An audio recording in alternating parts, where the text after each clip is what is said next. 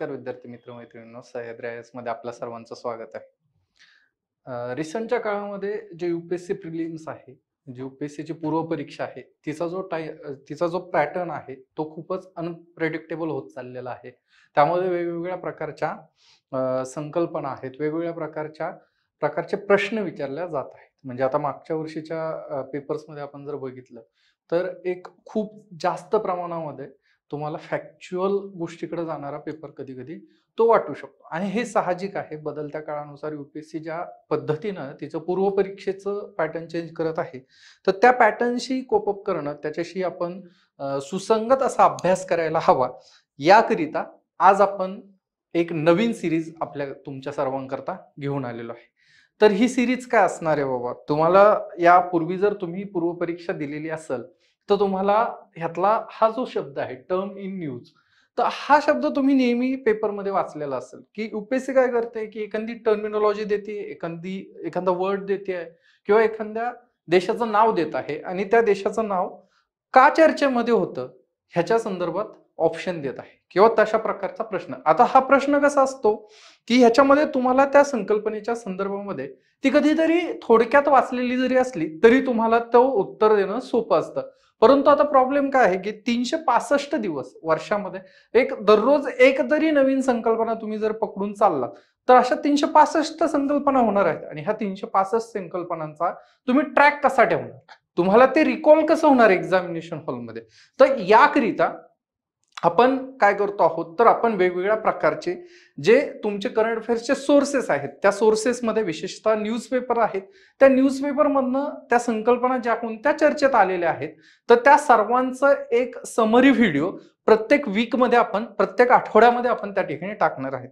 आता विशेषतः यामध्ये भर असा असणार आहे की जी टर्मिनॉलॉजी आहे ती टर्मिनॉलॉजी आपण इंग्लिश आणि मराठी अशा दोन्ही माध्यमांमधनं ज्या तयारी करणारे विद्यार्थी आहेत त्यांना समजावी याकरता आपण हे बायलिंग्वल असं त्या प्रकारचं या ठिकाणी एक्सप्लेनेशन आपण देणार आहोत. आता ह्यामध्ये काय काय आहे, नेमकं या सिरीजची गरज का पडलेली आहे आणि मागच्या एका आठवड्यामधल्या ज्या बातम्यांमधल्या चर्चेतल्या ज्या काही एक संकल्पना आहेत, ज्या काही टर्म्स आहेत, जे काही शब्द आहेत, त्यांच्या संदर्भात आपण थोडक्यात आढावा घेणार आहोत. ह्याचा फायदा काय होऊ शकतो, ह्याचा फायदा काय होणार आहे, त्याच्यानंतर यामध्ये आपण स्रोत कोणते वापरणार आहोत हे आता एक एक करून आपण या ठिकाणी बघूयात. हे या सिरीज मधलं पहिलंच लेक्चर असल्या कारणानं सुरुवातीचे काही ज्या स्लाइड्स आहेत त्या स्लाइड्स मध्ये आपण तुम्हाला काय सांगत आहोत, तर नेमकं ह्याची गरज का पडलेली आहे, अशा प्रकारचे प्रश्न पीवायक्यूज मध्ये काय आलेले आहेत आणि असं एकंदरीत ह्याच्याकरता स्रोत काय असणार आहे, मुख्य परीक्षेला याचा काय फायदा होणार आहे, याचा आपण थोडक्यात आढावा घेऊ. या लेक्चरमध्ये असं होईल की पहिले आपण या सिरीजची पार्श्वभूमी सांगणार आहोत की ही का आलेली आहे, ही आपण का घेऊन आलेलो आहोत आणि ह्याच्यानंतर या मागच्या आठवड्यामधल्या ज्या काही टर्म्स आहेत त्या टर्म्सची थोडक्यात माहिती आपण तुम्हाला देणार आहोत. यामध्ये स्टॅटिक्स आणि डायनॅमिक असं दोन्ही आहे, म्हणजे करंटचे जे काही संकल्पना आहेत त्या देखील आहे किंवा स्टॅटिक सिलेबस मध्ये समजा पॉलिटी आहे, पॉलिटी मधल्या काही संकल्पनांवर नेहमी चर्चेत असतात, मग त्या दोन्हींचा मेळ घालून दोन्हीही संकल्पना तुम्हाला सांगण्याचा प्रयत्न या सिरीजच्या मार्फत आपण करणार आहोत. तर चला बघूयात नेमकं काय आहे या सिरीजमध्ये. आता नेमकी याची गरज का पडली, मी सुरुवातीलाच तुम्हाला त्याबद्दल सांगितलेलं आहे की पूर्व परीक्षा ही झपाट्यानं बदलत आहे. यूपीएससीची पूर्व परीक्षा ही झपाट्यानं बदलत आहे आणि कालांतराने तुम्हाला हाच पॅटर्न एमपीएससीच्या पूर्व परीक्षेच्या संदर्भात देखील दिसण्याची शक्यता त्या ठिकाणी आहे. विशेषतः ज्यावेळेस डिस्क्रिप्टिव्ह पॅटर्नच्या संदर्भामध्ये एमपीएससीचा सिलेबस चेंज होऊ शकतो, म्हणजे 2025चा जे काही त्यांनी ठरवून दिलेला वेळ आहे, तर त्यानंतर यूपीएससीच्या ज्या पूर्व परीक्षा आहेत त्याच धर्तीवर एमपीएससी आपल्या पूर्व परीक्षेमध्ये चेंजेस करण्याची देखील त्या ठिकाणी शक्यता आहे. तर ह्यामध्ये आपण सांगतो आहोत तुम्हाला की पूर्व परीक्षेचं जे स्वरूप आहे ते दिवसेंदिवस बदलत आहे. आता हे दिवसेंदिवस बदलणारं स्वरूप तुम्हाला कट ऑफ्स मध्ये रिफ्लेक्ट होताना त्या ठिकाणी दिसत आहे. यूपीएससीचे कट ऑफ्स तुम्हाला माहित आहे की एक 2016चा जो कट ऑफ होता तो हायेस्ट 116चा असा कट ऑफ होता, 116 117च्या आसपास जो कट ऑफ लागलेला होता.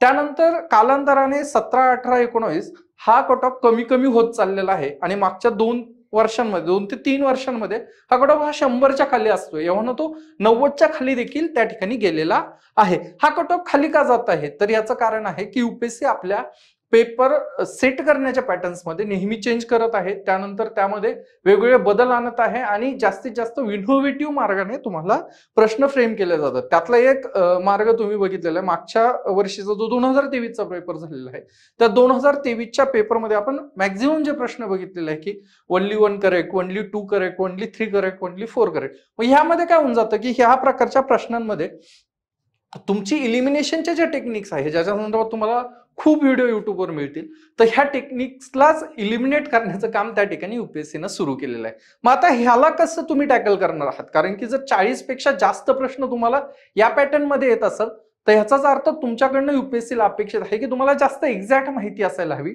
तुमचं कव्हरेज खूप जास्त असायला हवं. करंटचं कव्हरेज जे आहे, करंट अफेअर्सचं जे कव्हरेज आहे ते खूप विस्तृत असं असायला हवं. आता मग त्याच्यामध्ये परत आणखीन एक असर्शन रिझनिंग टाईप मध्ये जे प्रश्न आलेले होते की ह्याचं हे कारण आहे का, 2 स्टेटमेंट दिलेले आहे, तर ह्या प्रकारचे देखील एक 10 पेक्षा जास्त प्रश्न, 10 ते 12 प्रश्न हे त्या प्रकारे त्या स्वरूपाचे आलेले होते. मग तुम्हाला ह्या संकल्पनांच्या मागला कार्यकारण भाव, त्या संकल्पनेच्या संदर्भामधल्या इतर माहिती ह्या देखील महत्वाच्या, त्या देखील माहित असणं महत्वाचं आहे, जेणेकरून तुम्हाला पूर्वपरीक्षेला जास्तीत जास्त ॲक्युरेट असं उत्तर त्या ठिकाणी टिक करता येईल. त्यामुळे पूर्वपरीक्षेचं बदललेलं स्वरूप लक्षात घेता आपल्याला ही सिरीज आणणं अगत्याचं वाटलेलं आहे. या ठिकाणी ही सिरीज आणायला हवी अशी आम्हाला त्याची गरज वाटलेली आहे. त्याच्यानंतर मराठी माध्यमातले जे, विशेषतः मराठी माध्यमातले जे विद्यार्थी आहेत त्यांना थोडंसं इंग्लिशची भीती असते, परंतु तुमचा जो पूर्वपरीक्षेचा पेपर आहे तो एकतर इंग्लिश नाही तर हिंदी अशा 2च माध्यमामध्ये असतो. त्यामुळे तुम्हाला या दोन्हीपैकी एक तरी माध्यमाला जवळ करायची गरज आहे. आता त्यातल्या त्यात तुम्ही जर बघितलं तर तुम्ही दोन्ही प्रकारचे पेपर एकदा स्वतः ठेवून बघा आणि तुम्हाला लक्षात आलं, म्हणजे 2 इकडच्या साईडला हिंदी असेल तर इकडच्या साईडला इंग्लिश असतं. युपीएससीचा पेपर स्टँडर्डली असाच असतो. तर तुम्ही हे दोन्ही कंपॅरिझन करून बघितलं तर तुम्हाला एक लक्षात येईल की आपल्याला हिंदी ही कधी कधी इंग्रजीपेक्षाही जास्त टफ वाटते, कारण त्याचे ट्रान्सलेशनच्या काही त्रुटी असतात. त्या परीक्षेत जो प्रश्न जो आहे तो सेट करणाऱ्याच्या ज्या भावना आहेत त्याला त्यातनं नेमकं काय म्हणायचं तो इसेन्स कधी कधी मिस होऊन जातो हिंदीच्या ट्रान्सलेशन मध्ये. त्यामुळे बहुतांशी मराठी माध्यमातून तयारी करणारे जे विद्यार्थी आहेत ते पूर्वपरीक्षेकरिता तरी इंग्रजीमधनं प्रश्न वाचणं त्या ठिकाणी प्रेफर करतात. तुम्हाला जे सुटेबल असेल, तुम्हाला ज्या माध्यमातनं ते वाचून समजत असलं आणि तुम्ही जास्तीत जास्त चांगले प्रश्न अटेम्प्ट करत असाल ते तुम्ही निवडा, त्यात काही एक शंका नाहीये. परंतु मग आता ह्याच्यात काय होतंय तर तुम्हाला पूर्वपरीक्षेला लँग्वेज हे बॅरियर त्या ठिकाणी येतोय. विशेषतः मराठी माध्यमातून जे पूर्व तयारी करताय, जे विद्यार्थिनी तयार करीत आहात त्यांच्याकरता काय प्रॉब्लेम होतोय तर त्यांच्याकरता ते इंग्रजी जे पेपर्स आहेत, विशेषतः द हिंदू असेल, इंडियन एक्सप्रेस असेल, तर हे वाचणं कुठंतरी ते टाळतायत. मग ह्याच्यामध्ये काय प्रॉब्लेम होतो की यामध्ये तुम्ही कुठंतरी मागं पडता आहात करंट अफेअर्स, आणि मग आपण शेवटी भीतीपोटी वर्षभराचं कंपायलेशन त्या ठिकाणी घेतो आणि युपीएससी नेमकं तेच हेरलंय की तुमचं वर्षभरातलं कंपायलेशन मधनं जे प्रश्न टॅकल व्हायला हवेत ज्या प्रमाणामध्ये ते होत नाहीत, ते प्रमाण खूप कमी कमी होत चाललेलं आहे. मग ह्याचाच अर्थ युपीएससीला अपेक्षित आहे की तुम्ही डेली पेपर वाचला पाहिजे आणि डेली पेपर वाचताना तुमच्या काहीतरी स्वतःचं टिप्पण त्या ठिकाणी असायला हवं. आता हे प्रत्येकाला त्या ठिकाणी कधी कधी जमत नाहीये किंवा तुमचा वेळेचा कन्स्ट्रेंट असू शकतो, लँग्वेजचा कन्स्ट्रेंट असू शकतो. पण मग ह्यात तुम्ही काय करता तर ह्यामध्ये तुम्हाला एक वेगळा मार्ग म्हणून आपण काय केलेलं आहे की या सिरीजच्या माध्यमातून तुम्हाला ऍटलिस्ट त्यातल्या ज्या महत्वाच्या टर्मिनॉलॉजीज आहेत त्या तरी माहीत असायला हव्या, जेणेकरून तुम्हाला सोपे प्रश्न जे आहेत की ज्या प्रश्नांचं सरळ तुम्ही वाचलेलं असतं, पेपर वाचलं असतं तर उत्तर निघलं असतं, तर ते प्रश्न तुमचे मिस त्या ठिकाणी व्हायला नको आहे. तसेच आणखीन एक प्रॉब्लेम आहे की ज्या संकल्पना जागतिक पातळीवर चर्चेत आहे, भारताच्या राष्ट्रीय पातळीवर ज्या चर्चेत आलेल्या संकल्पना आहेत याचा सविस्तर अशी मांडणी करणारी, त्याची एक चांगली गुणवत्तापूर्ण अशी त्यावरचं लिखाण तुम्हाला मराठी वृत्तपत्रांमध्ये त्या ठिकाणी कमी होतं. आता मी स्वतः ऍटलिस्ट 2 ते 3 मराठी वृत्तपत्र दररोज चालतोय, तर त्यातनं मला एक गोष्ट लक्षात येते की हे ज्या पातळीवर युपीएससी विचार करत आहे, ज्या पातळीवर युपीएससी पेपर सेट करत आहे, त्याला कुठंतरी त्याच्या जवळ जाणारे देखील हे पेपर नाहीयेत. जे हिंदू आणि एक्सप्रेस कडनं तुम्ही अपेक्षित तुम्हाला ते मिळतं आहे, परंतु मराठी माध्यमातून मराठी पेपर वाचताना तुम्हाला कदाचित तुम्हाला ते लक्षात येईल की तुम्ही त्या लेवलचा पेपर वाचत नाहीये किंवा ती जी मांडणी आहे त्यातल्या ज्या वेगवेगळ्या नवीन संकल्पना आहे त्यापर्यंत तुम्ही पोहोचत नाहीये. मग आता तुम्हाला मराठी माध्यमातून जर पेपरच मिळत नसेल तर मग तुम्ही काय करणार, तर तुम्हाला इंग्लिश वाचणं गरजेचं आहे. आणि मग त्याकरता आपण एक विचार केलेला आहे की इंग्लिशचा पेपर आम्ही वाचूयात, आम्ही तुम्हाला वाचून त्यातल्या महत्वाचा जो क्रक्स आहे तो आठवड्याच्या शेवटी तुमच्या समोर ठेवणार आहोत. त्याच्यानंतर पूर्व परीक्षेची समग्र तयारी आहे. अर्थातच आता रिसंट काळामध्ये काय झालेलं आहे की पूर्व परीक्षा पास करणं हेच जास्तीत जास्त कठीण त्या ठिकाणी युपीएससीच्या संदर्भात झालेलं आहे. तर ही तुमची त्या ठिकाणी जी काही अडचण आहे ती अडचण आम्ही लक्षात घेतलेली आहे.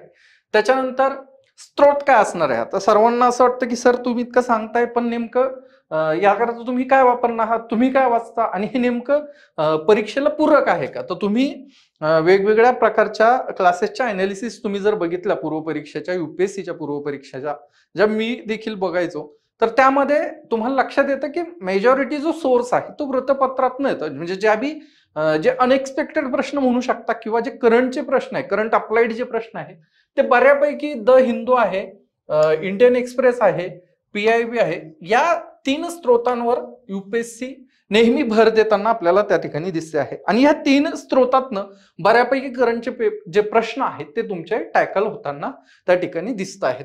मग त्याचसोबत आता मिंट आहे. मिंट का वापरतोय, तर ह्यातली जी मांडणी आहे विशेषतः आर्थिक बाबींमधली जी काही त्यांचं लेखन आहे, ज्या काही बातम्या आहेत त्या खूप चांगल्या आहेत. आणि त्याच्यावर मागचं 23 एक मी तुम्हाला प्रश्न देखील दाखल की ज्याचा स्त्रोत हा मिंट होता. लाईव्ह मिंट म्हणून पोर्टल आहे, त्यावरनं तुम्हाला ती बातमी ट्रेस होऊ शकते. त्यानंतर फ्रंटलाईन आहे. फ्रंटलाईन पूर्वीच्या काळामध्ये फ्रंटलाईन खूप वाईडली वापरलं जायचं, खूप सजेस्ट केलं जायचं की फ्रंटलाईन वाचा. परंतु आता रिसंट काळामध्ये फ्रंटलाईन झालं किंवा डाऊन टू अर्थ झालं तर याच्या संदर्भामध्ये जास्त भर दिला जात नाहीये. परंतु आपण त्यातही काही जर नवीन आलं आहे, ह्याचा आणखी डाऊन टू अर्थ पण आपण ऍड करूयात किंवा योजना आहे, तर ह्या मॅगझिन्स मध्ये देखील काहीतरी नवीन आलं तर ती नवीन गोष्ट आपण तुम्हाला सांगण्याचा प्रयत्न करूयात. हे एकंदरीत आपले असे स्रोत असतील. आता फक्त आपण इथंच थांबणार नाही आहोत, ह्याच्या पलीकडे जाऊन देखील काही स्रोतांचा आपण अभ्यास करणार आहोत. आणि त्यातल्या ज्या मोस्ट रिलेव्हंट गोष्ट आहेत म्हणजे त्याच्यात काय काय येऊ शकतं, तर राष्ट्रपती महोदय आहेत त्यांचं भाषण आहे, त्याच्यानंतर पंतप्रधान आहेत त्यांचं भाषण आहे. तर आपण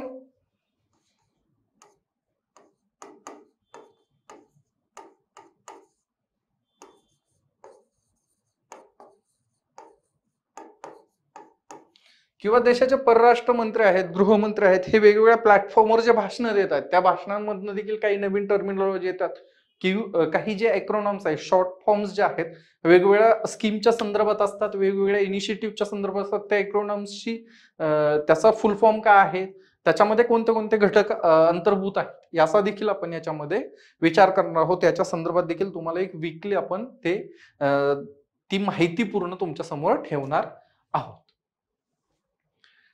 मुख्य परीक्षेकरता काय फायदा होऊ शकतो. आता तुम्ही म्हणाल सर तुम्ही हे सगळं सांगितलं पूर्व परीक्षेच्या संदर्भात, हे आम्हालाही जाणवत आहे, आम्हाला देखील कळत आहे. परंतु या सर्व सिस्टीम मधला, या सर्व व्यवस्थेतला सगळ्यात महत्वाचा घटक काय तर मुख्य परीक्षा आहे. त्यात मिळणारे जे गुण आहेत त्या गुणाच्याच साह्यानं आम्हाला कोणती सर्व्हिस मिळणार आहे ते ठरवलं जाणार आहे. तर मग नेमकं मुख्य परीक्षेच्या संदर्भामध्ये ह्याचा काय फायदा होणार, ह्या सिरीजचा आम्हाला काय फायदा होणार, तर ते तुम्ही इथं बघू शकता की तुमचं जे आन्सर रायटिंग प्रॅक्टिस आहे, जे उत्तर लेखन आहे, त्या उत्तर लेखनामध्ये तुम्हाला ह्याचा मेजॉरिटी फायदा होऊ शकतो. कसा फायदा होऊ शकतो, तर तुम्ही समजा एखादा प्रश्न आहे, त्या प्रश्नामध्ये तुम्हाला जर त्या प्रश्नामध्ये तुम्ही जर काय करंट मधल्या टर्मिनॉलॉजीज वापरलेल्या असल्या तर त्याचा तुम्हाला काय फायदा होईल की तुम्हाला एक्झामिनरला तुम्ही अप टू डेट आहात, तुम्ही पेपर वाचता आहात, तुम्ही आजूबाजूला ज्या घडणाऱ्या घडामोडी आहेत त्या घडामोडींसोबत तुम्ही त्या घडामोडींवर लक्ष ठेवून आहात आणि त्यातनं तुमचं हे जे काही ज्ञान आहे ते ज्ञान तुम्ही तिथं रिफ्लेक्ट करू शकता. हा एक फायदा होऊ शकतो. त्यानंतर काही वेळेस काय होतं की अशी एखादी टर्म असते, विशेषतः मराठी माध्यमातून ज्यावेळेस मुख्य परीक्षा मी देत होतो त्यावेळेस मला पण हे जाणवलं की काही असं होतं की एखादी संकल्पना असते, एखादी टर्म असते की जी आपल्या रेग्युलर वाचनामध्ये आलेली नसते आणि ऐन एक्झाम हॉलमध्ये आपल्याला हे लक्षातच येत नाही की ती संकल्पना काय आहे, ती टर्म काय आहे.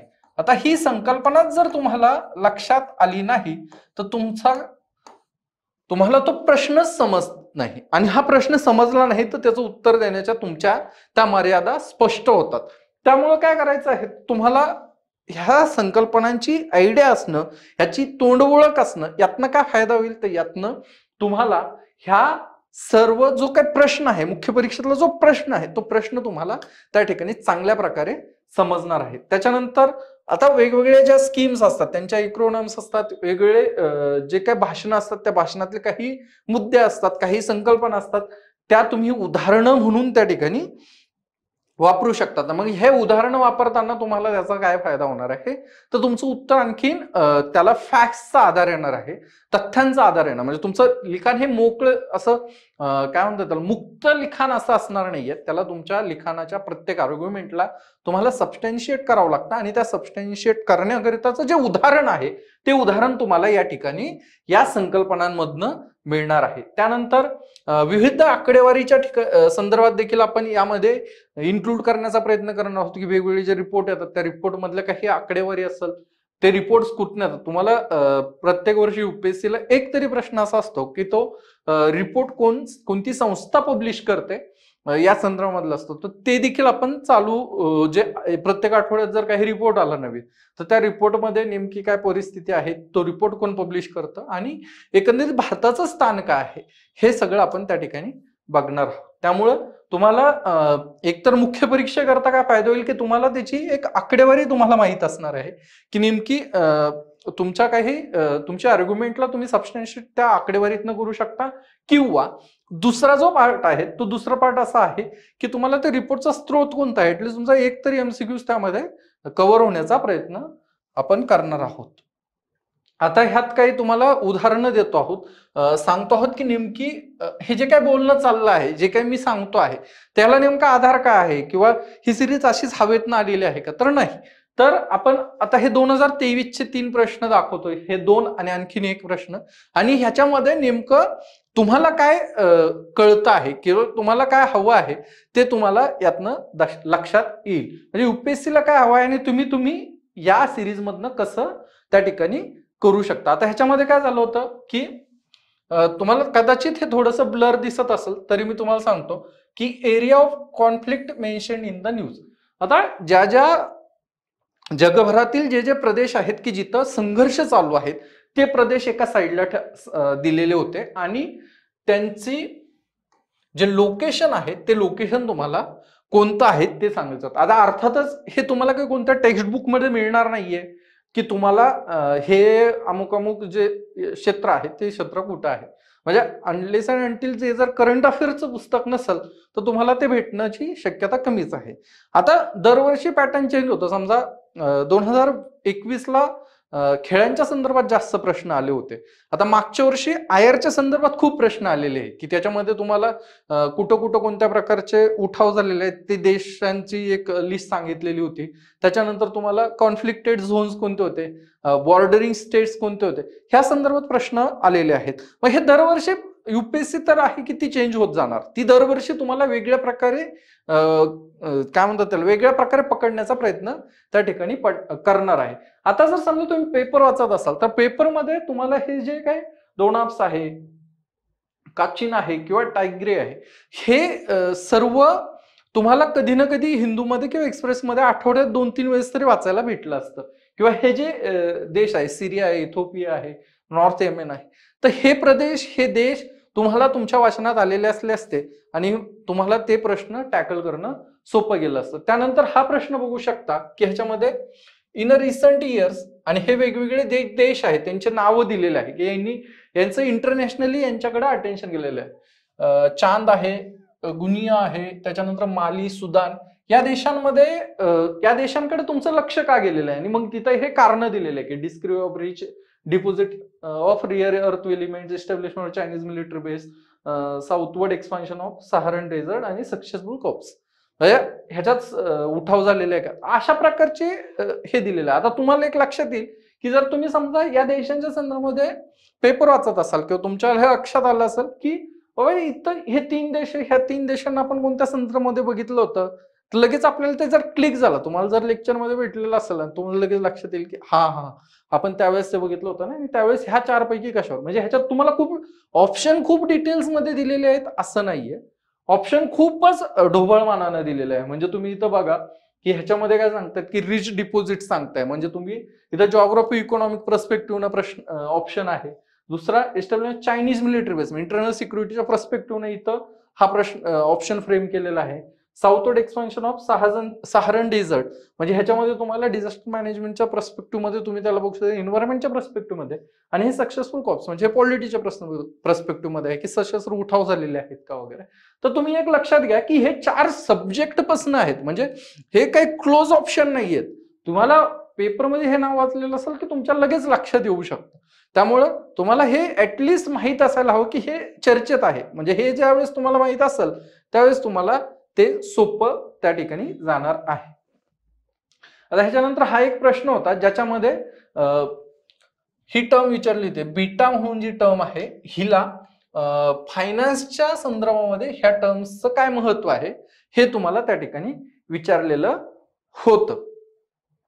आणि ह्याचं जे उत्तर आहे ते अर्थात हे आहे डी.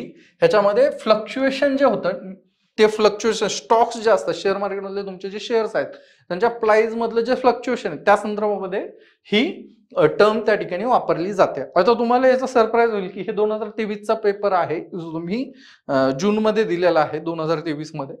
तर त्या पेपरला सॉरी मेच्या एंडला दिला आहे 2023 मध्ये, आणि हा जो ही जी बातमी आहे मिंटची ही 6 ऑगस्ट 2022 ची आहे, आणि याच्यामध्ये तुम्हाला बेटा इंडेक्स मेजर्सच्या संदर्भामध्ये एक्सप्लेन त्या ठिकाणी केलेलं आहे, आणि त्याच्यामध्ये व्हॉलॅटिलिटी ऑफ स्टॉक्स हे इथं स्पष्ट लिहिलेलं आपल्याला दिसत आहे. म्हणजे तुम्हाला ऍटलिस्ट ही बातमी जर तुमच्या डोळ्याच्या खालून गेलेली असली असते तुम्हाला लगेच ते ट्रेस झालं असतं. तर तुम्ही म्हणाल सर अशा दररोज ऍटलिस्ट प्रत्येक पेपरमध्ये 100 तरी त्यांच्या लाईव्ह पोर्टलमध्ये आणि प्रिंट व्हर्जन मध्ये बातम्या येतात, आणि मग आपण हे कसं फाइंड करणार आहोत किंवा हे सगळे एका ठिकाणी कसं आणणार आहोत, आणि हे इतकं होऊ शकतं का? तर अर्थातच याच्या काही लिमिटेशन असू शकतात, परंतु आपल्याला मागच्या काही वर्षांमधले पेपर बघितल्यावर लक्षात येते की ब्रॉडली युपीएससी कोणत्या एरियाजला टार्गेट करत आहे, आणि त्या एरियाज मधल्या त्याच्याशी संबंधित ज्या टर्मिनॉलॉजीज आहेत त्या आपण जास्तीत जास्त इन्क्लूड करण्याचा प्रयत्न करूयात. म्हणजे प्रत्येक गोष्ट फुल प्रूफ असते का, आणि युपीएससीच्या संदर्भात तर ते अजिबातच नसते. तरी पण मॅक्झिमम आपण देण्याचा प्रयत्न करू जेणेकरून आपल्याला आपण एक पाऊल पुढे असलं पाहिजे. प्रिलिम्स आफ्टर ऑल इलिमिनेशनचा खेळ आहे, त्यामध्ये तुम्ही एक पाऊल पुढे असणं म्हणजेच तुम्ही स्पर्धेत टिकणं आहे. तर त्याकरिता तुम्हाला या सिरीजचा तुम्हाला नक्कीच फायदा होणार आहे. आता आपण 6 ऑगस्ट ते 12 ऑगस्ट या आठवड्याच्या दरम्यान ज्या काही चर्चेतल्या संकल्पना आहेत, मग त्या स्टॅटिक असू शकतात, करंटच्या रिलेटेड असू शकतात, तर त्या संकल्पनांच्या संदर्भामध्ये आपण आता चर्चा करणार आहोत. यामध्ये विशेषतः एक्सप्रेसमध्ये आलेल्या काही बातम्यांचा संदर्भ आहे किंवा हिंदूमध्ये आलेल्या काही बातम्यांचा संदर्भ आपण त्या ठिकाणी ठेवलेला आहे. तर बघूयात नेमकं याच्यानंतरचे जे काही, तर यातील पहिलं जे आहे ते पहिलं जी टर्म आहे जी डिबेटमध्ये होती किंवा ज्या संदर्भामध्ये खूप चर्चा आपल्याला मागच्या आठवड्यामध्ये दिसलेल्या आहेत, तर ती कोणती आहे, तर धनविधेयक विरुद्ध वित्त विधेयक.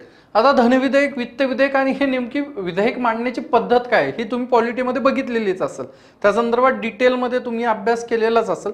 तरी देखील आता ह्या टर्म्स ज्या आहेत त्या चर्चेत होत्या, त्यामुळे आपण त्याचा एक थोडक्यात ओव्हरव्ह्यू त्या ठिकाणी घेणार. पॉलिटीच्या लेक्चरमध्ये त्याच्या संदर्भात आपण डिटेल बघणारच आहोत, परंतु आत्ता जे आपण बघतोय तो एक ओव्हरव्ह्यू आहे, आणि नेमकं हे डिबेट काय झालं होतं हे तुमच्या लक्षात असायला हवं, त्याकरिता आपण हे बघत आहोत. आता तुम्हाला माहित आहे की डिजिटल पर्सनल डेटा प्रोटेक्शन जे बिल होतं ह्या बिलच्या संदर्भामध्ये ही चर्चा झालेली होती. आता ही चर्चा नेमकी काय होती, आणि डिजिटल डेटा प्रोटेक्शन बिल ह्याच्या संदर्भात देखील आपण डिटेल करंट अफेअरच्या सिरीजमध्ये बघणारच आहोत.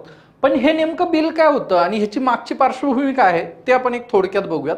तर डिजिटल डेटा प्रोटेक्शन बिल जे आहे तर हे बिल तुम्ही म्हणजे बघितलं आहे की हे 2022ला देखील मांडलं गेलं होतं, त्यानंतर ते स्टँडिंग कमिटीकडे गेलं होतं. स्टँडिंग कमिटीचा जो रिपोर्ट आला होता त्या रिपोर्टच्या आधारावरती जे बिल आणायचं होतं तर ते बिल विड्रॉल करण्यात आलेलं होतं केंद्र सरकारकडून. आता केंद्र सरकारनं आता नव्यानं हे बिल संसदेमध्ये मांडलेलं आहे आणि हे मांडून ह्याचा ऍक्ट देखील पारित झालेला आहे आणि हे आता एक विधेयकाने या बिलनं ऍक्टचं स्वरूप, कायद्याचं स्वरूप देखील त्या ठिकाणी घेतलेलं आहे.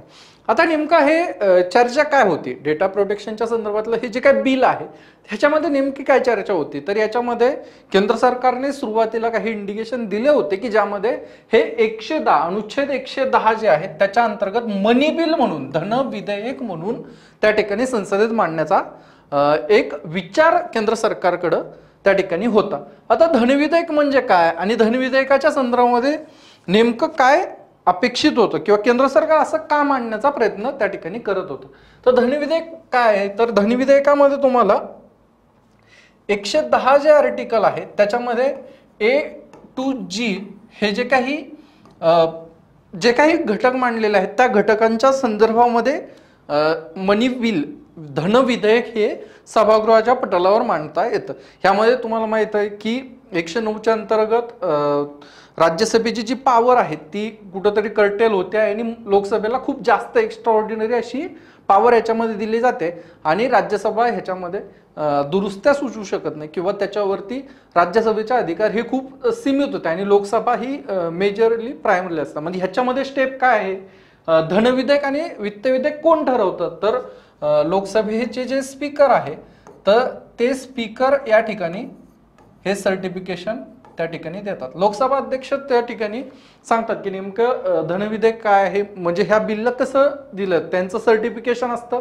त्या सर्टिफिकेशनच्या नंतर जर त्यांनी धनविधेयक सांगितलं किंवा वित्त विधेयक सांगितले तर हे नंतर राष्ट्रपतींना दिल्या जातात. राष्ट्रपतींकडनं हे रिकमेंड करून घेतल्या जातात की हे तुम्ही पटलावर मांडा आणि प्रायर म्हणजे राष्ट्रपतींची मंजुरी ह्याला पहिले दिल्या जाते आणि नंतर देखील असते. राष्ट्रपती पहिले त्याला सांगतात की हे तुम्ही मांडा, पटलावर मांडा. म्हणजे ऑर्डिनरी बिल्समध्ये डायरेक्ट केंद्र सरकार हे लोकसभा स्पीकरकडे देखील जाणार नाही, ते डायरेक्टली तुम्ही सभागृहाच्या पटलावरती तुम्ही त्या ठिकाणी ते विधेयक मांडणार आहात आणि मग त्याच्यानंतर काय होलं, त्याच्यानंतर जी ऑर्डिनरी आपली जी प्रोसेस आहे ती प्रोसेस पुढं होते. पण धनविधेयक आणि वित्त विधेयकांच्या संदर्भात, मनी बिल आणि फायनान्स बिलच्या संदर्भात वेगवेगळ्या संदर्भात आहेत. आता वित्त विधेयकाच्या संदर्भामध्ये जी काय प्रक्रिया आहे ती वेगवेगळी प्रक्रिया आहे, ती वेगळी प्रक्रिया आपण आता बघितलेली आहे.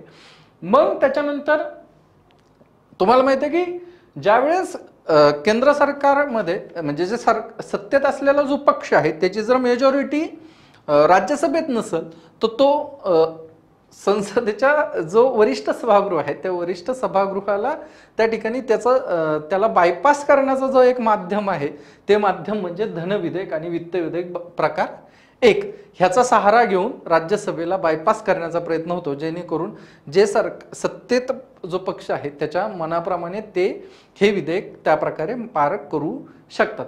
परंतु आता नेमकं डिजिटल पर्सनल डेटा प्रोटेक्शन विधेयक हे विधेयक नेमकं आलं कसं, तर हे विधेयक आणताना खूप इंटरेस्टिंग गोष्ट झालेली की इंट्रोडक्शन जे झालेलं आहे सभागृहामध्ये ते वित्त विधेयक प्रकार 1च्या अंतर्गत झालेलं आहे आणि ह्याच्याला जे कन्सिडरेशन आहे ह्याच्या संदर्भातली जी प्रक्रिया झालेली आहे ते वित्त विधेयक पार्ट 2च्या संदर्भामध्ये जे आहे प्रकार 2च्या संदर्भामध्ये 117(3) आणि 117(3)च्या अंतर्गत त्याच्यावरती प्रक्रिया झाली आहे. म्हणून तुम्ही बघितलं की राज्यसभेनं देखील ह्या मध्ये लोकसभेनं पास केलं, नंतर राज्यसभेकडे त्यांनी दिलं आणि राज्यसभेनं देखील ह्याच्यावर वोटिंग केलेलं आहे आणि हे पास केलेलं आहे.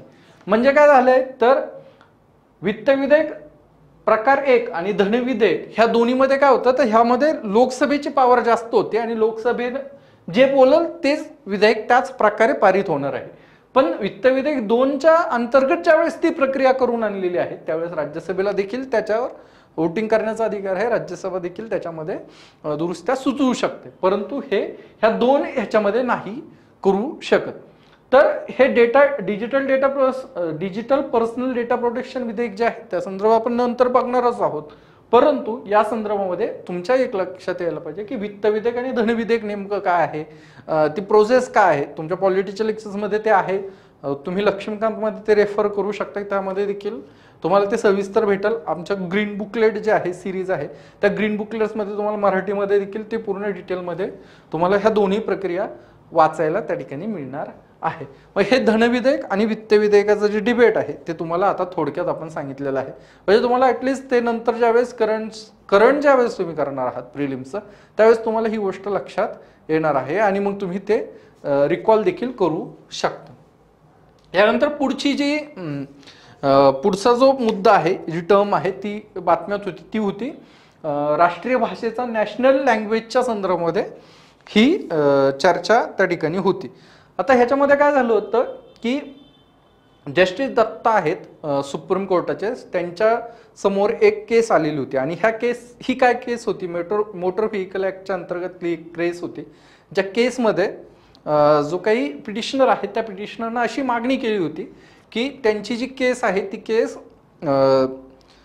उत्तर प्रदेशमध्ये फजलपूरला बहुतेक कुठंतरी होती, तिथनं ती ट्रान्सफर करा वेस्ट बेंगॉल, म्हणजे उत्तर प्रदेशमधली केस वेस्ट बेंगॉलमध्ये ट्रान्सफर करा, कारण त्यांचं असं म्हणणं होतं की ते रहिवासी तिथले आहे आणि त्यांना भाषेचा प्रॉब्लेम आहे. म्हणजे ह्या संदर्भात त्यांची एक ओरल ऑब्झर्वेशन आलेलं आहे जस्टिस दत्ता यांच्याकडनं.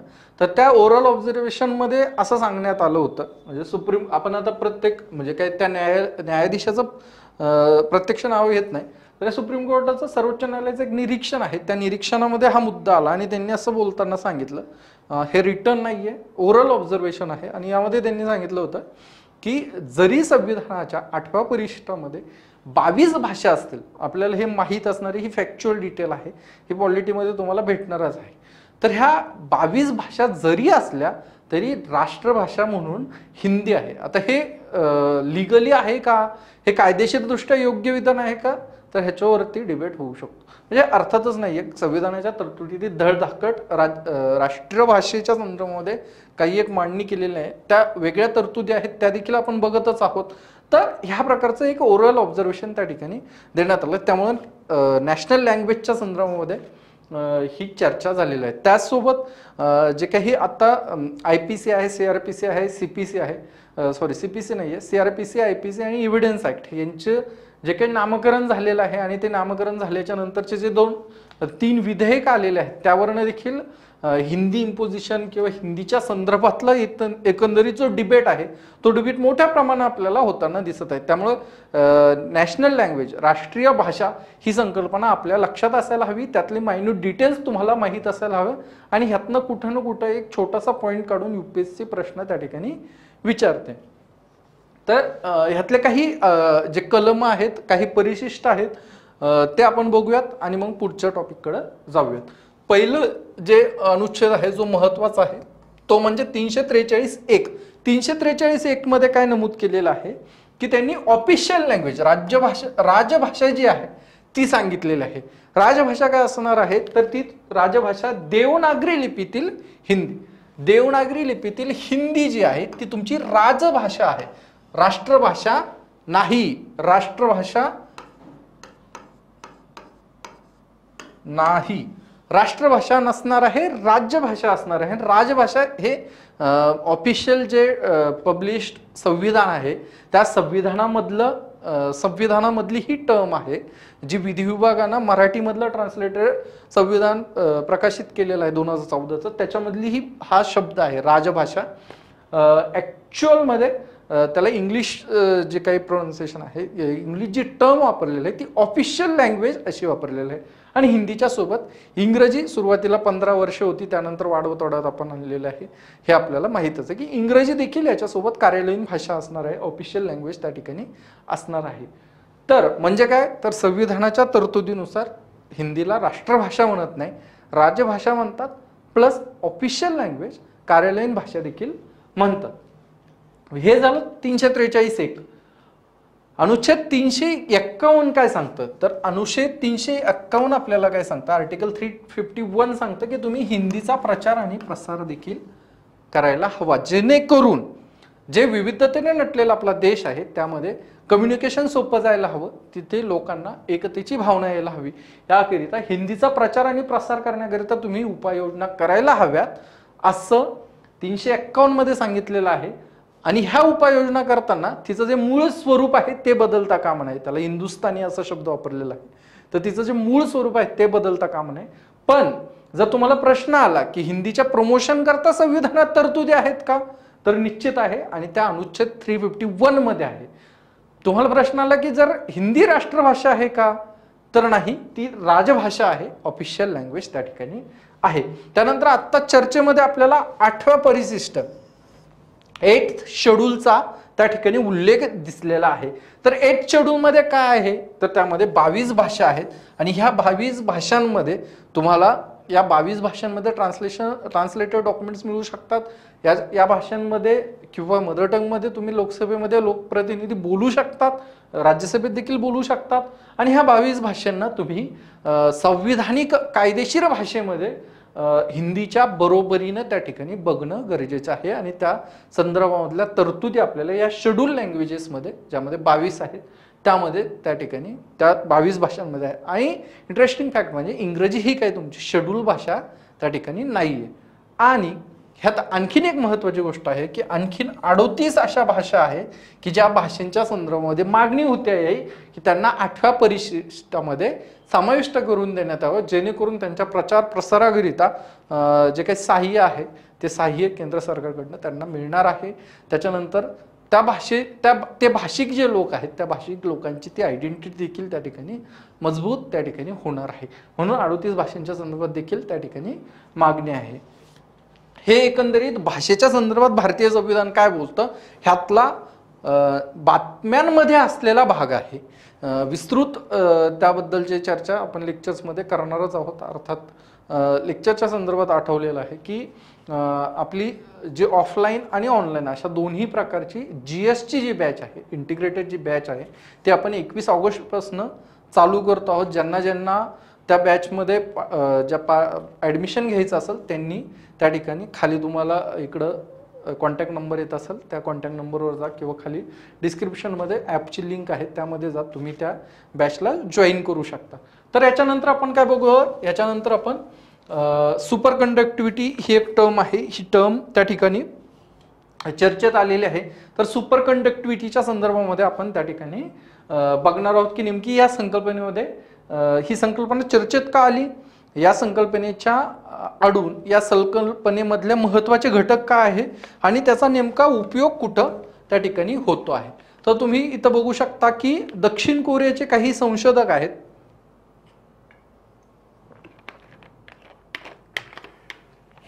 त्यांनी असा दावा केलेला आहे की त्यांनी लीड आधारित, लीड हे जे कंपोनंट आहे त्याच्या आधारे असं काही कंपाऊंड बनवलेलं आहे की ते कंपाऊंड रूम प्रेशरला without exertion of any pressure आणि रूम टेम्परेचरला, म्हणजे त्याच्यावर तुम्ही एक्सटर्नल प्रेशर अप्लाइड करायची गरज नाही आणि रूम टेम्परेचर म्हणजे आत्ताचं जे नॉर्मल टेम्परेचर आहे या नॉर्मल टेम्परेचरला देखील सुपर कंडक्टिव्हिटीचं फीचर्स ते आपल्याला उपलब्ध करून देता आहेत. म्हणजे काय आहे, म्हणजे सुपर कंडक्टिव्हिटी काय ते आपण बघणारच आहोत. सो सुपर कंडक्टिव्हिटी करण्याकरता एक आर्टिफिशियल अशी एक एन्व्हायरमेंट तयार होणं गरजेचं आहे, त्यातनंच ही सुपर कंडक्टिव्हिटी त्या ठिकाणी होऊ शकते. परंतु हे साऊथ कोरियन जे आहेत, दक्षिण कोरियन जे संशोधक आहेत त्यांनी असा क्लेम केलेला आहे. अर्थातच हा रिसर्च पब्लिश झालेला आहे, परंतु या रिसर्चच्या संदर्भामध्ये याचा पीअर रिव्ह्यू वगैरे बाकी आहे आणि हे ॲक्च्युअलमध्ये प्रत्यक्षात यायला देखील थोडासा वेळ आहे. परंतु त्यातनंच सुपर कंडक्टिव्हिटी ही टर्म जी आहे ती टर्म त्या ठिकाणी चर्चेत आलेली आहे. आता सुपर कंडक्टिव्हिटी म्हणजे काय, superconductivity refers to state in which material offers zero or near zero resistance to electric current. आता जे करंट आहे, करंट हे फ्लो होत असतं, वायर्स जे आहेत त्याच्यामधून तुम्हाला करंट हे फ्लो होतं, त्यातला मेजॉरिटी जो कंपोनंट आहे तो इलेक्ट्रॉनच्या संदर्भात आहे. हे बेसिक जे आहे ते तुम्हाला माहिती असं आहे इलेक्ट्रिकल करंटच्या संदर्भात. परंतु इलेक्ट्रिकल करंट ज्यावेळेस पास होत असतं त्यावेळेस त्याला काहीतरी रेजिस्टन्स असतो, प्रतिरोध निर्माण त्या ठिकाणी होत असतो. आणि मग ह्या प्रतिरोधातनं काय होतं, तर ह्या प्रतिरोधातनं ह्या रेजिस्टन्समधनं हीट एनर्जीच्या फॉर्ममध्ये त्या ठिकाणी एनर्जी लॉस होत असते. आता ही हीट एनर्जीच्या फॉर्ममध्ये जी एनर्जी लॉस झालेली आहे त्या एनर्जी लॉसला कमी करणं गरजेचं आहे, जेणेकरून इफिशियन्सी वाढणार आहे, जेणेकरून तुम्ही जे काही ऊर्जा आहे तिचं एक संवर्धन त्या ठिकाणी होऊ शकतं. मग हे कधी पॉसिबल आहे, तर हे सुपर कंडक्टिव्हिटीमध्ये पॉसिबल आहे. आणि सुपर कंडक्टिव्हिटीमध्ये काय होतं, तर ह्यामध्ये एक अशी स्टेट असते मटेरियलची ज्याच्यामध्ये 0 किंवा जवळपास 0, नियर 0 प्रकारचा रेझिस्टन्स प्रतिरोध त्या ठिकाणी इलेक्ट्रिकल करंटमध्ये, म्हणजे त्या जो काही कंडक्टिंग मटेरियल आहे त्या मटेरियलमध्ये नियर 0 अशा प्रकारचं त्या ठिकाणी रेझिस्टन्स असतं आणि तुमचं इनपुट आणि आउटपुट जवळपास सेम असतं, तर ती सुपर कंडक्टिव्हिटी असते. आणि ह्या सुपर कंडक्टिव्हिटीचा नेमका फायदा काय होतो, नेमका त्याचा उपयोग काय आहे, उपयोजन काय आहे, तर त्याचं उपयोजन हे MRI ज्या स्कॅन मशीन्स असतात त्या स्कॅन मशीनमध्ये सुपर कंडक्टिव्हिटी प्रिन्सिपल वापरलं जातं, किंवा सुपरफास्ट मॅग्लेव ट्रेन्स जे असतात, म्हणजे जे एकदम बुलेट ट्रेन सारख्या ज्या संकल्पना आहेत त्यांच्यामध्ये, म्हणजे bullet train exactly bullet train हे नाव नाहीये, परंतु या संदर्भातल्या ज्या सुपरफास्ट ट्रेन असतात त्याच्यामध्ये काय असतं की जो सरफेस जो असतो, सरफेस एरिया जो असतो, रूळ जे आहे त्यांचे मार्ग जे आहेत ते आणि त्यांचं स्वतःचं जे काही ट्रेनचा खालचा पार्ट आहे, तर त्या दोन्हींमध्ये कॉन्टॅक्ट येत नाही, फिजिकल कॉन्टॅक्ट येत नाही, त्यामध्ये मॅग्नेटिक प्रिन्सिपल वापरून वर रिपल्सिव्ह फोर्स असतो पण ते कॉन्ट्रॅक्ट असतात आणि मग त्या ह्याच्या त्या एक्झॅक्ट कॉन्टॅक्ट येऊ नये आणि ते एकदम फास्ट स्पीडमध्ये त्या व्हायला, रेझिस्टन्समध्ये ते जे काही त्यांची पॉवर आहे ती लॉस व्हायला नको आहे, ती एनर्जी लॉस नको व्हायला, त्यामुळे तिथं सुपर कंडक्टिव्हिटी ही प्रिन्सिपल त्या ठिकाणी वापरतात. हे झालं सुपर कंडक्टिव्हिटीच्या संदर्भामध्ये. त्यानंतर हक्कभंग प्रिव्हिलेज मोशन आलेलं आहे. हक्कभंग ठरावाच्या संदर्भामध्ये आपण त्या ठिकाणी चर्चा करूयात. हक्कभंगाचा जो ठराव आहे तो का चर्चेत आला ते आपण बघूयात. तर राज्यसभेमधले जे 2 सदस्य आहेत डेरेक ओब्रायन आणि राघव चड्डा यांच्या संदर्भात प्रिव्हिलेज मोशन राज्यसभा सभापतींकडे काही सत्ताधारी पक्षांच्या खासदारांनी ती मागणी केलेली आहे आणि मग त्यानंतर प्रिव्हिलेज मोशन हे त्या ठिकाणी चर्चेत आलेलं आहे. इव्हन रुलिंग पार्टीकडनं निशिकांत दुबे यांच्या संदर्भात देखील प्रिव्हिलेज मोशन लोकसभेत येण्याकरिताची चर्चा मागच्या आठवड्यामध्ये होती, ज्यावेळेस संसदेचं सेशन चालू होतं. तथा प्रिव्हिलेज मोशनच्या संदर्भामध्ये आपण या ठिकाणी बघूयात नेमका हक्कभंग ठराव काय आहे आणि या संदर्भामध्ये नेमकं ऑथॉरिटी कोण आहे ते आपण त्या ठिकाणी बघणार आहोत. तर खासदारांना संसदेच्या सभागृहाचे सदस्य असल्या कारणाने विशेष अधिकार असतात, प्रिव्हिलेजेस असतात. आता हे प्रिव्हिलेजेस नेमके कशाच्या संदर्भात असतात आणि ह्या प्रिव्हिलेजेसच्या अर्थाने नेमकं काय आहे, हे प्रिव्हिलेजेस काय आहे, तर तुम्ही ज्यावेळेस संसदेमध्ये काही बोलत आहात तर त्याच्या संदर्भात कोर्टाचा कंटेम्प्ट लागणार नाही, तुम्हाला सभागृहाचं सदस्य म्हणून संरक्षण त्या ठिकाणी असणार आहे. तुमच्यावर कंटेम्प्टच्या केसेस त्या सभागृहात मांडलेल्या मतानुसार नसाल, त्यात सदस्यांचं जे फ्रीडम ऑफ एक्सप्रेशन आहे त्याला कुठेतरी प्रोटेक्ट करण्याचं काम त्या ठिकाणी या प्रिव्हिलेज मोशनच्या आधारे करण्याचा प्रयत्न होतात. आणि हे प्रिव्हिलेज मोशन जे आहे, प्रिव्हिलेजेस जे आहेत ते खूप वाईडर आहेत, कारण की त्याचे कोडिफाईड लिस्ट नाही आहे, त्याची एक अशी मांडणी आहे, त्याची एक यादी नाही आहे.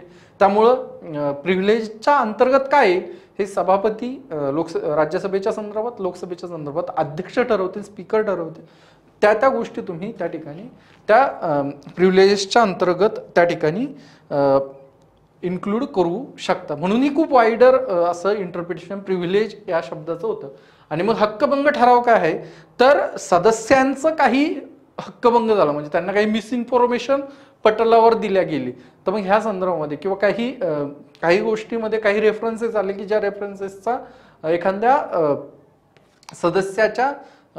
सदस्यावर त्याचा काहीतरी परिणाम होत आहे, तर मग त्या संदर्भामध्ये हक्कभंग प्रस्ताव त्या ठिकाणी मांडला जातो. आणि मग तो मांडल्याच्या नंतर काय होतं, तर तो मांडल्याच्या नंतर लोकसभा अध्यक्ष आणि राज्यसभा चे जे सभापती आहेत तर ते त्या संदर्भामधले एक प्राथमिक असे त्यातली प्राथमिक स्क्रुटिनी करतात आणि प्राथमिक स्क्रुटिनी केल्याच्या नंतर ते समितीला त्याकरता ते मॅटर रेफर करतात. जर त्यांनी जी स्क्रुटिनी केली त्याच्यामध्ये त्यांना काहीतरी सबस्टॅन्शियल मिळालं की यातलं पुढं आपण प्रोसिडिंग केली पाहिजे, तर त्याकरता ते एक समिती नेमतात आणि त्या समितीच्या मार्फत या संदर्भातली डिटेल अशी चौकशी केल्या जाते आणि एक विशिष्ट कालावधी ठरवून दिलेला जातो की या विशिष्ट कालावधीमध्ये तुम्ही त्या ठिकाणी रिपोर्ट द्यायचा आहे, तुमचा अहवाल द्यायचा आहे आणि त्यावर नंतर मग त्या ज्या सदस्याच्या विरोधामध्ये ते प्रिव्हिलेज मोशन आहे तर त्या संदर्भामध्ये कारवाई केल्या जाणार. किंवा जर कालावधी दिलेली नसेल तर मग ते 1 महिन्याच्या आत त्यांना तो रिपोर्ट देणं अनिवार्य त्या ठिकाणी असतात आणि मग त्यानंतर त्या प्रोसिडिंग्स त्या ठिकाणी होतात.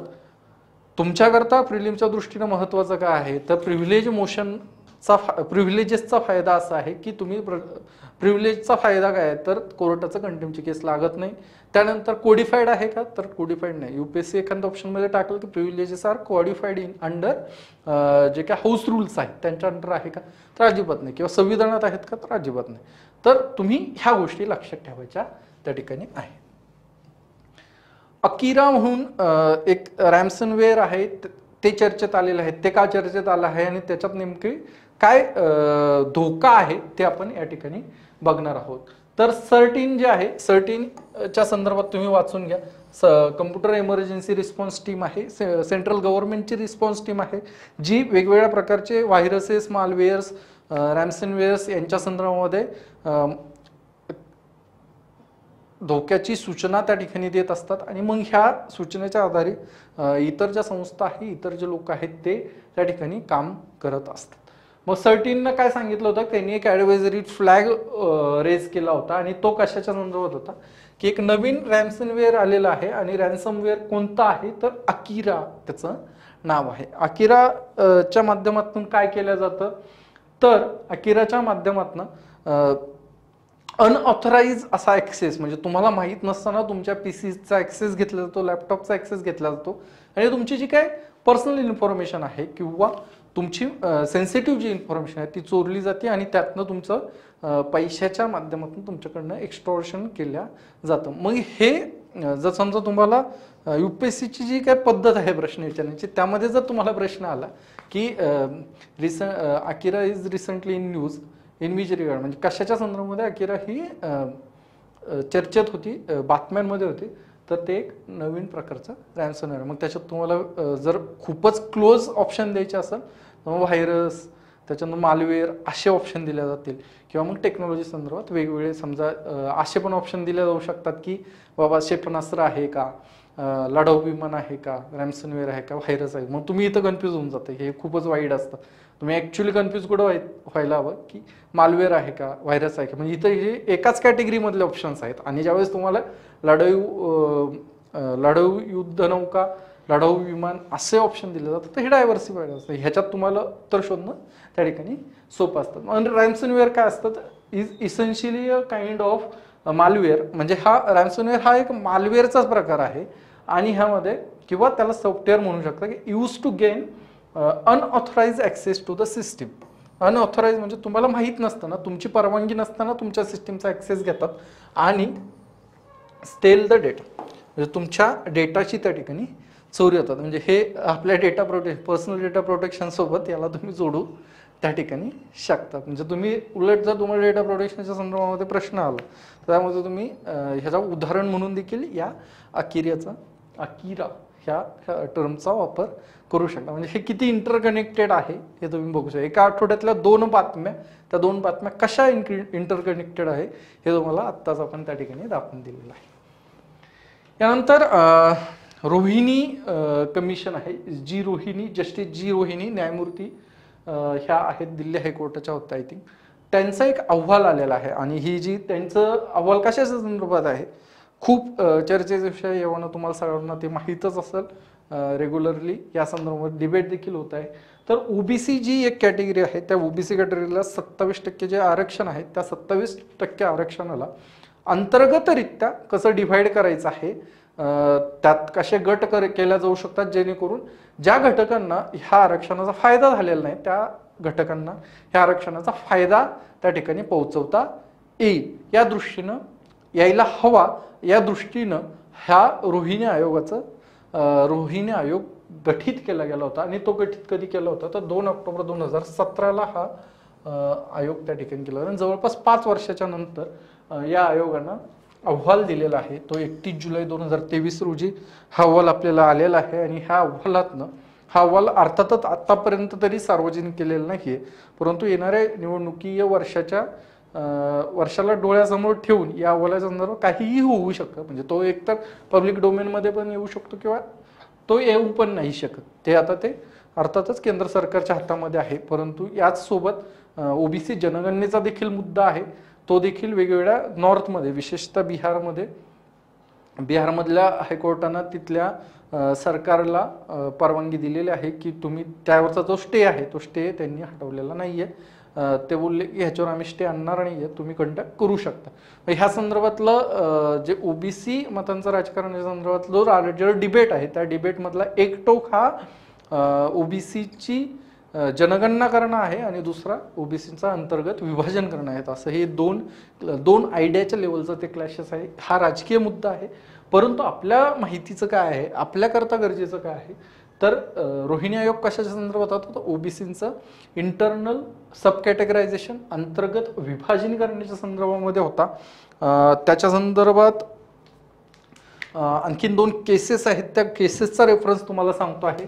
दुसरी गोष्ट की ओबीसीच्या संदर्भामध्ये काय आहे, तर ओबीसीच्या रोहिणी आयोगानं 2600 पेक्षा जास्त जातींच्या संदर्भामध्ये तो सर्वे केलेला आहे आणि त्यांचं कॅटेगरायझेशन कसं करायचं त्या संदर्भामध्ये मांडणी केलेली आहे. हा झाला फॅक्च्युअल पार्ट. ह्याच्याशी रिलेटेड बॅकग्राऊंडला 2 जजमेंट्स आहेत, त्या जजमेंट्सचा आपण रेफरन्स आपल्याला माहीत असणं गरजेचं आहे. यूपीएससीला GS2 मध्ये तुम्हाला जजमेंट्स लिहिणं गरजेचं आहे जेणेकरून तुम्हाला ते जास्तीत जास्त मार्क्स मिळतील. तर पहिलं जे आहे UV Chanhaiya versus state of Andhra Pradesh, हे 2005चं जजमेंट आहे. 2005चं 5 जजेसचं म्हणजे कॉन्स्टिट्युशनल बेंचचं जजमेंट आहे.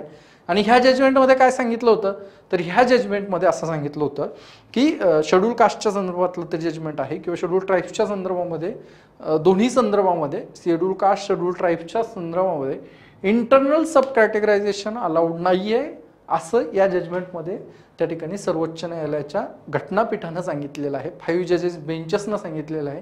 आणि ही बेंचेस काय सांगतायत, तर हे बेंचेस काय सांगतात, ह्या बेंचना काय सांगितलं आहे, तर ह्या बेंचनं सांगितलं आहे की तुम्ही इंटरनली 2 कास्टमध्ये डिस्क्रिमिनेशन करू शकत नाही की यांना कमी रिझर्वेशन मिळालं, यांना कमी बेनिफिट्स मिळाले, यांना जास्त बेनिफिट्स मिळाले आणि तुम्ही सब कॅटेगरायझेशन त्या ठिकाणी करू शकत नाही.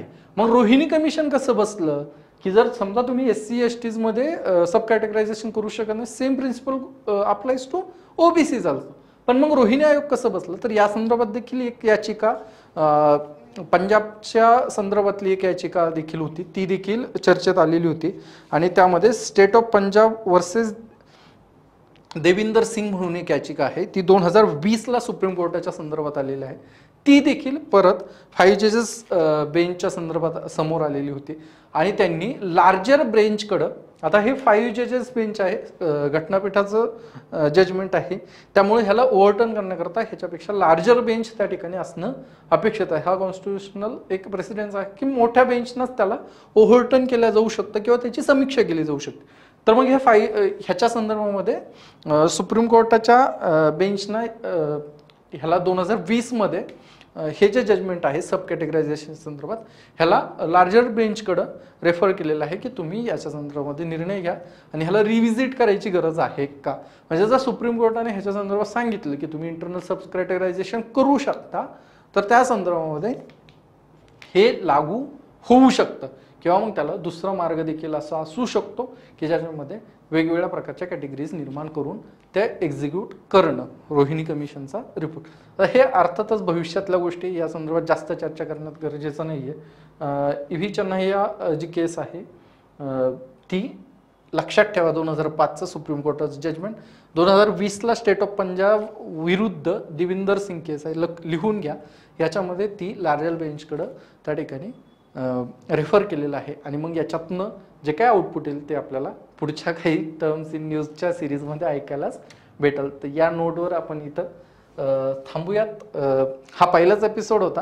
ह्याच्यात आणखीन आपण खूप काही इनोव्हेटिव्ह करू, ह्याच्यामध्ये आपण काही MCQs ॲड करण्याचा प्रयत्न करू किंवा रिसेंटमध्ये काही पेपर झालेले आहेत त्या पेपरचे प्रश्न घेऊन हे कसं आपल्याला करंट कसं वापरता येईल ॲन्सर रायटिंगमध्ये ते देखील बघू.